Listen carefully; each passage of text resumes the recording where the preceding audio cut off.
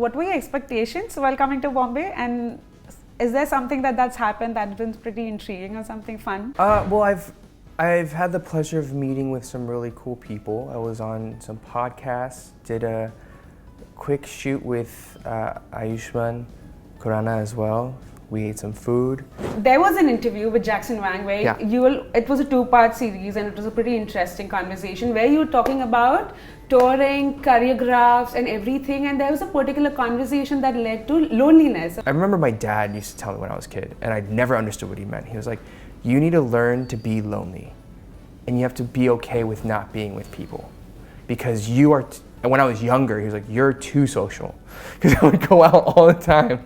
And he was like, you have to be okay with that. Now as an adult, I understand what he meant of like being alone with my thoughts and myself. And so it is extremes. There's thousands of people and then there's just completely by myself. But I find value in both of those situations.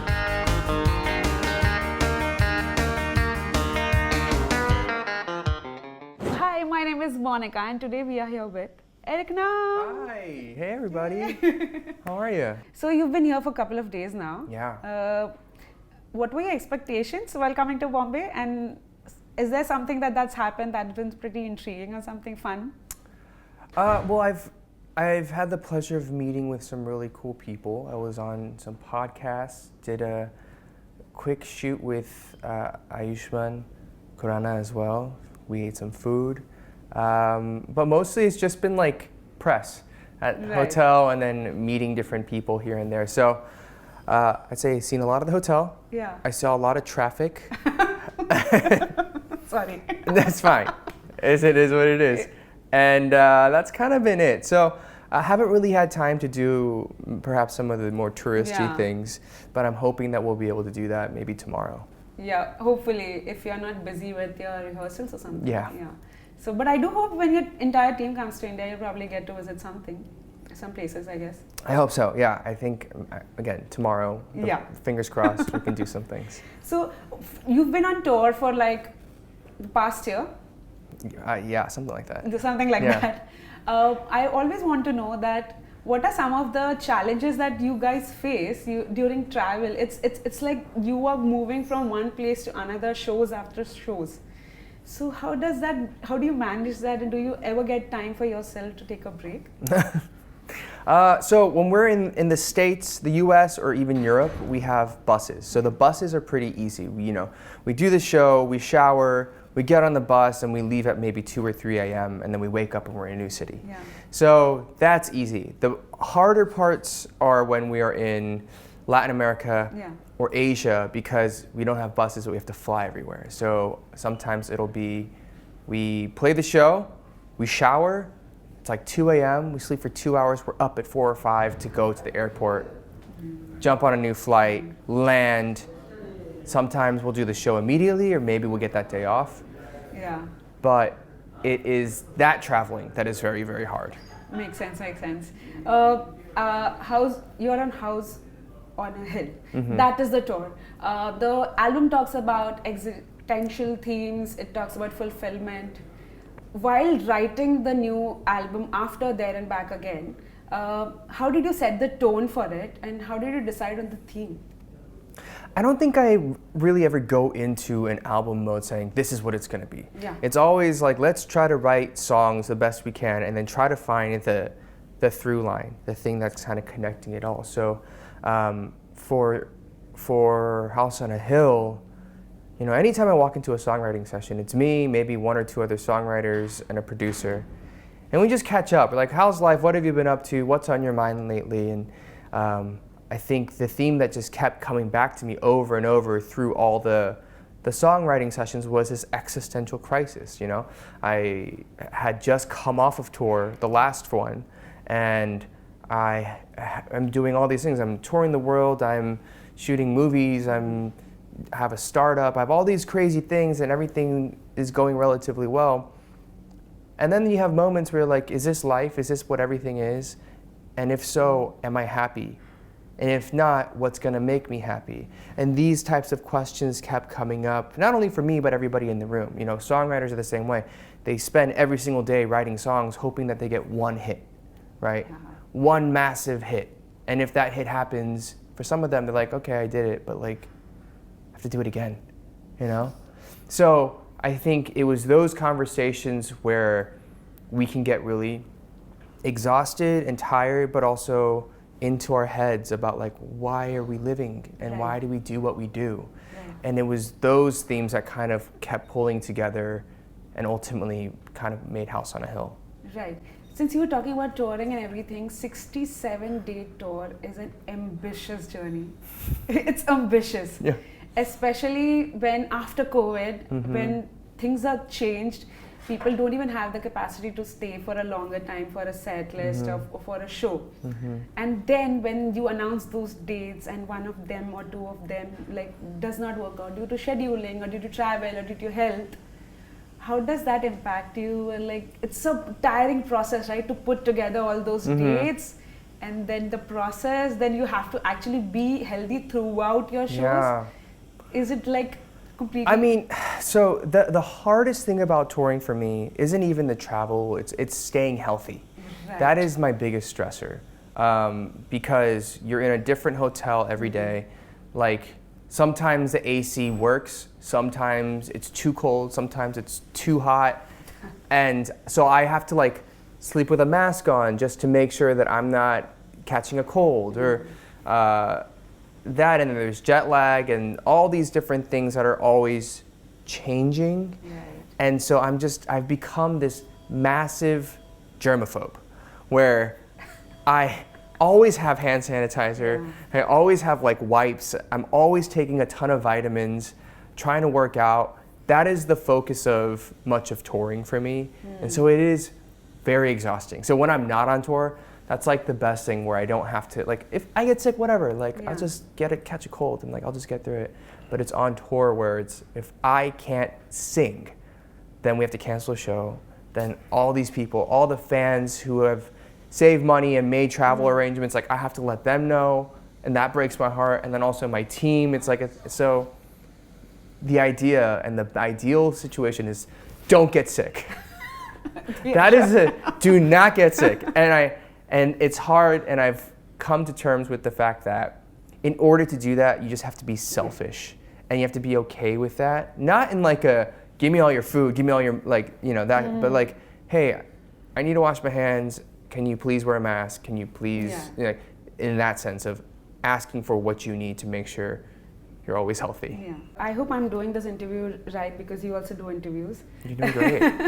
Because I'm too intimidated. What are you talking about? You're doing great. Yeah. So there was an interview with Jackson Wang where it was a 2-part series, and it was a pretty interesting conversation where you were talking about touring, choreographs and everything, and there was a particular conversation that led to loneliness of like even when you're traveling with people, and when you're coming home, coming to your hotel rooms, there's literally sometimes it happens. Yeah. But you also said that in a time where sometimes socializing also gets very taxing. Yeah. And then also there are days where you're alone at home and you're like, maybe I'll call someone. Yeah. How this entire scenario, it's very, very, very overwhelming, right?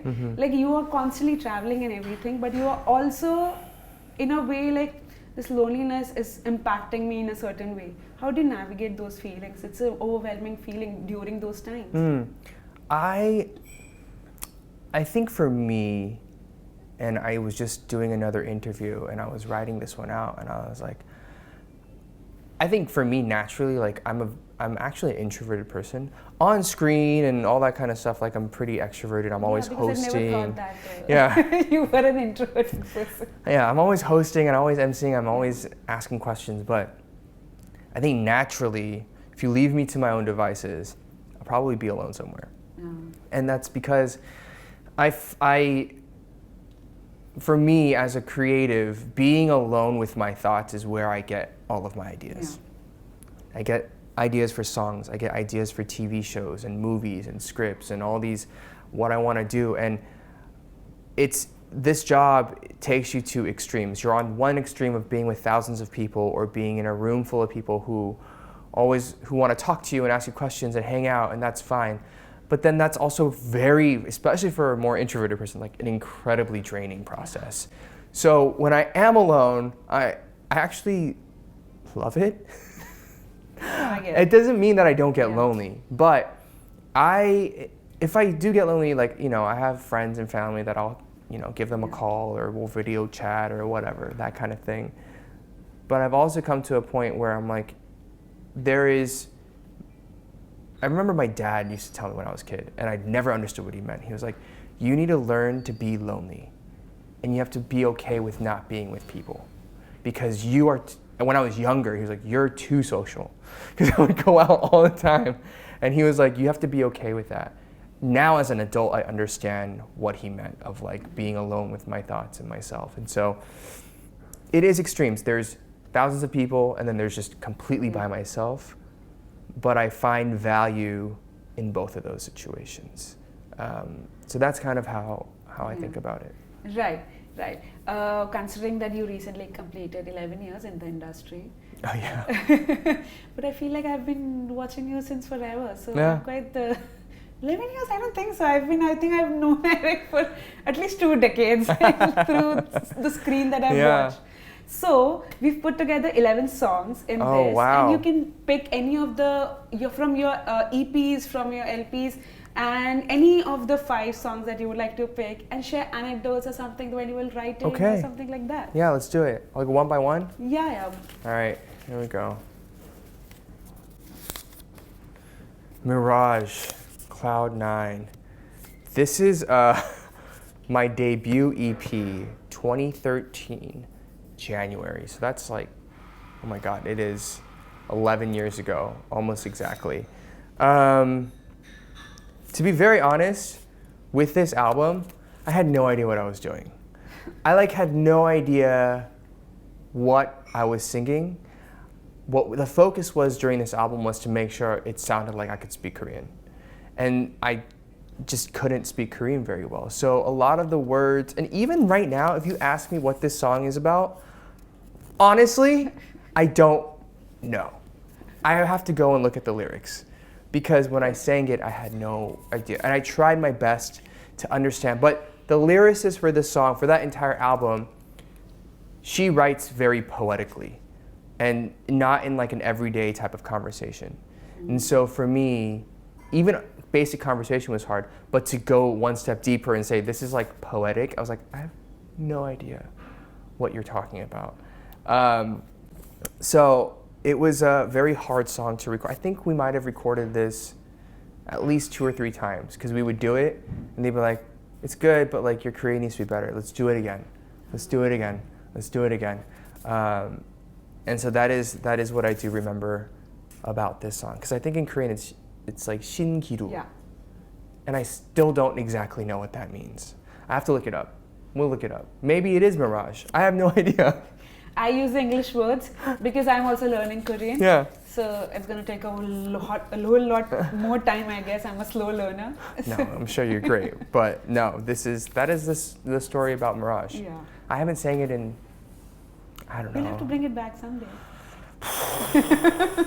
Maybe. Yeah. I think the last time I sang it was probably like 2015 or 16. Was the last time I sang it, but yeah. Great memories. Yeah. Yes. Exactly. All right, next one. Yeah. That was the last song I was expecting, so I'm curious what these are. Next one.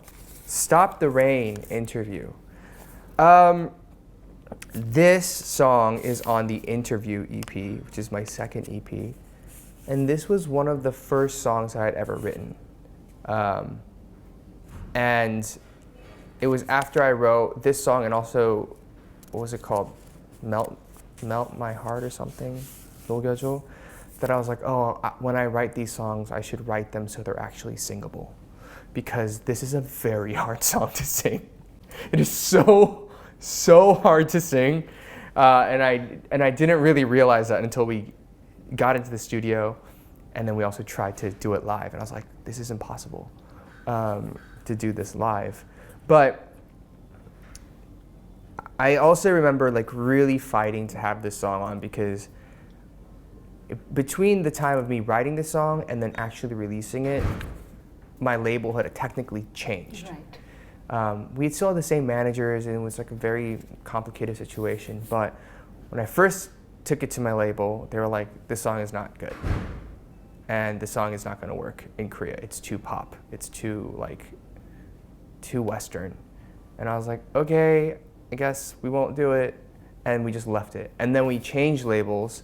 They're like, what do you want to do? And I was like, put this on, please. Please put this on. But again, my managers were still like, it's not gonna work. I was like, just put it on. Like, it's already there. Just like, let us have it. Like, and it is one of those songs where I think a lot of fans really love it. But again, we just never got to perform it very much because they didn't want to push it as like a song in Korea, and also because it's impossible to sing. But I think things have changed so much in terms of what's pop and what's Western and not in Korean music as well. I feel like it's a lot of things are catering to international audience. Yeah, I think that's changed in the past maybe 4 or 5 years. I think when I started, it was like, I remember they're like, what do you want to do? I was like, because for me, I always look at the market and I say, what is not happening in Korea? At the time, I was like, they love like Bruno Mars and Maroon 5, but like nobody was doing that. And I was like, well, let me do that in Korea, because why not? Nobody can do pop like I do in Korea at the time. And so that was the thing. And then I remember the head of my label at the time was like, who's Bruno Mars? And I was like, oh my God. He goes, and who's Maroon 5? And I was like, how are you in charge of my life? How are you in charge of my music career and you don't know these very basic, fundamental pop musicians? And that's all I want to do. And then we put out Mirage. So that's, that's what happened. See, brought back such great memories. We're just going to tie all these things together. We'll pick up the last one. All right, one more. Let's do this. Oh, Wildfire on There and Back Again. Wildfire is on There and Back Again, which we put out 2021, I think. Math. Time is not real. But Wildfire is one of those songs. It's one of the only songs on the album, one of 2 songs on the album that I did not write myself, that I really wish I had. But it's, to me, I think this song was like a 5 or 6 year old song. Like, it's just been sitting in my producer's vault. And I was like, give me all the songs you have. Like, I just want to hear. I was like, this is very special. And it's like, well, if you want to do it, do it. But the reason I don't think anybody was able to do it or tried it was because it's also an incredibly hard to sing. Yeah, the falsetto part. That's a viral moment, Eric. You pull it off on stage so good. I get nervous every show. This is the one song in my set every night where I'm like, okay, Eric, get your shit together. You gotta get this together, because this is so hard to do. Even recording it, we spent so long on it, because the original demo, the vocalist on the original demo has this insane voice that's like haunting. And I can't mimic that. I have to make it my own version and give people the chills in my own way.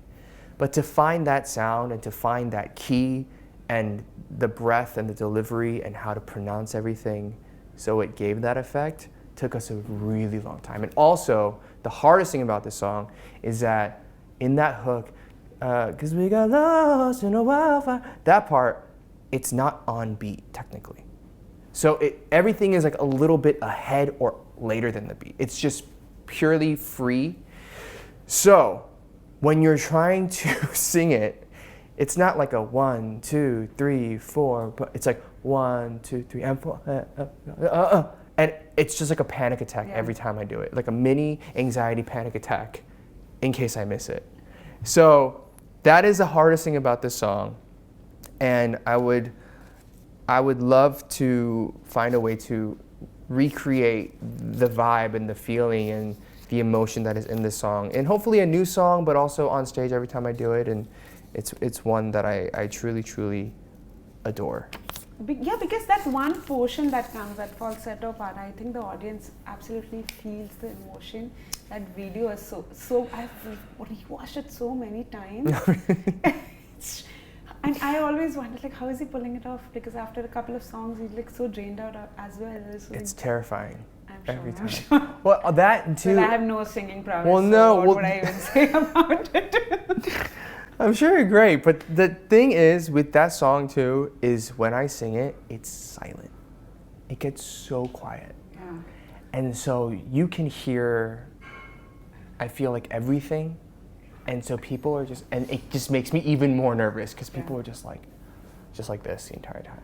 And so, anyways, it's a great song. You guys go check it out. It's called Wildfire. Yeah. Yeah, hopefully it's on the set list. We'll see. Yeah.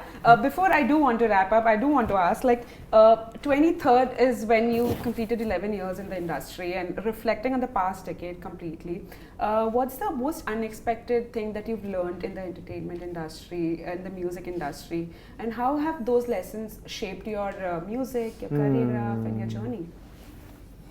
I think a few things, like nothing is ever as it seems. And nothing makes sense. Yeah. It is all unpredictable, and that is just the way entertainment goes. I think, the hardest thing to learn and come to terms with is you could spend years putting together an album or a film or a TV show, and you could have the best of intentions and put your hardest work into it and put it out, and it can just completely flop, or it can be received the wrong way, and it can just not work out. And it can be devastating to a creator or an artist in multiple ways. And I think learning that very quickly, it made me realize, like, hey, you just have to like push through anything that's like difficult or hard or whatever. Like, give it your best effort. But if it doesn't connect, it's fine. Like, you got to move on. And for me, the way that I move on with it is like, I have to think of it as like, I gave my best effort with my best intention, and that process has meaning to me. That process has value to me, and be that it's therapeutic or fun, or the people I'm working with are great, or whatever it may be. And it's not necessarily just on the results. Because I think so many people, we get lost in the results, or like, did it chart? Did it get X number of views? Did it get this number of whatever accolades or awards? Yeah, like in some ways they're like, standard metrics of like saying, oh, people like it or not. But at the same time, as an artist, if you're like, this song or this movie means so much to me for these reasons, and I don't really care what people say, I think that's, to me, a perhaps more important part of the journey of being a musician or an artist. So that's probably my biggest takeaway. That's great to hear. Before I wrap up, I got along with me 2 fans who've listened to your music for a while. Okay. And they would like to each ask one question to you. Would they be okay with that? Yeah, absolutely. Hi. Hi. Hello. Hi, Eric. Nandini. Nandini. Namisha. Namisha. Nice to meet you. Nice to meet you. Thanks for coming. Yeah. So. Yeah, who wants to go first? I'll go first. Yeah. I've been listening to your music for quite a few years, and Thank you. There's something I want to ask you. So is there something anyone has told you about you or your music that has really had a deep impact, like stayed with you? It's usually from fans. Like, I think we'll do like a meet and greet, or we get an opportunity to meet people, and I see the messages on social media and stuff, but sometimes when I see somebody in person and they tell me about a specific song that was like, this song literally saved my life or got me through the hardest experience of my life. And hearing that is probably one of the most impactful things, because I think when you think about whatever job you're doing, in my case it's creating content, I think outside of it being a fun, expressive endeavor, I'd like for it to impact people in a positive way. And to me, to hear that at the most extreme of like, you saved my life, or you really got me through this most difficult time through my song or whatever it may be, that is a very special connection and moment. So I think those moments are probably the most special. Imagine, Yeah. But thank you for the question. Yeah.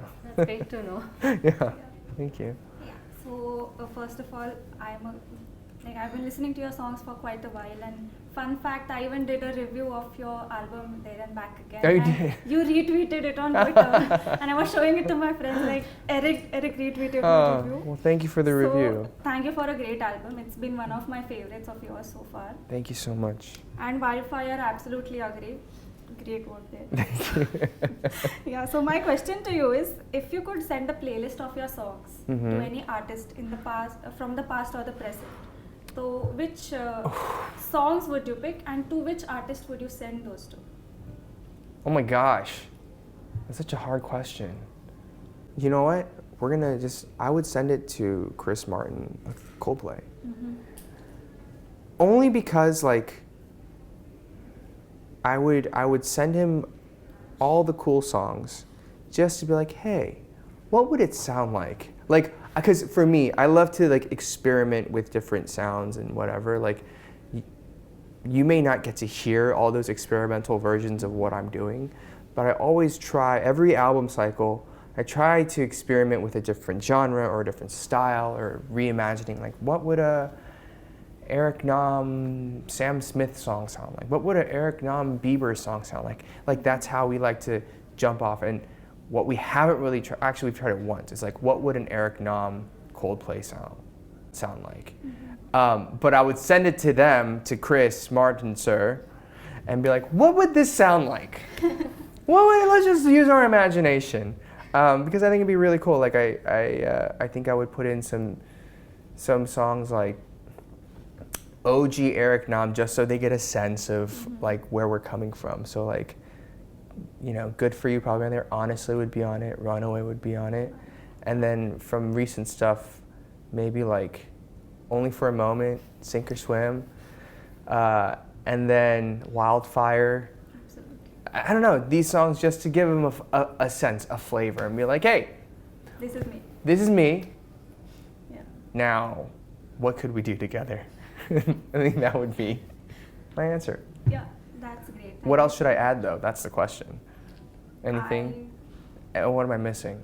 You could add Mirage Cloud. Okay, Mirage Cloud 9. And I'd be like, I don't know what this is, but here you go. Yeah. But yeah. You actually mentioned a couple of my favorites there, so I like the. You approve? Yes, absolutely. Thank God. Okay, then we're fine. Yeah. Well, thank you for the questions. Thank you. Thank you for coming. So before I do wrap up, Yeah. it's been 11 years. Yeah. And we have something for you. We got your cake. You got me a cake? Yes. Oh my gosh. We got your You cake. You shouldn't And we have. have to celebrate. Eric Nam India fans have been celebrating on Twitter. People around the world have been celebrating. So we thought we have to celebrate it here. Thank you so much. It's been only 3 days, so I mean, yeah, it's yeah. just turn we up. can celebrate. That's okay. We can cut like this. Happy 11th Yeah, these are debut not like Korean anniversary. cakes. If you do that, this will fall. Like No, it's staying I've up. seen those videos where people carry cakes on the. It never falls, and I'm a little worried. Please, Eric. You know why? Because they're not like I've had like all sorts of cakes made for me, but they're all like made of not cake things, or they're like so much sugar that like it will never go bad. Like there was a cake that I had and I didn't know it was a cake, but it didn't rot or decompose for like 5 years.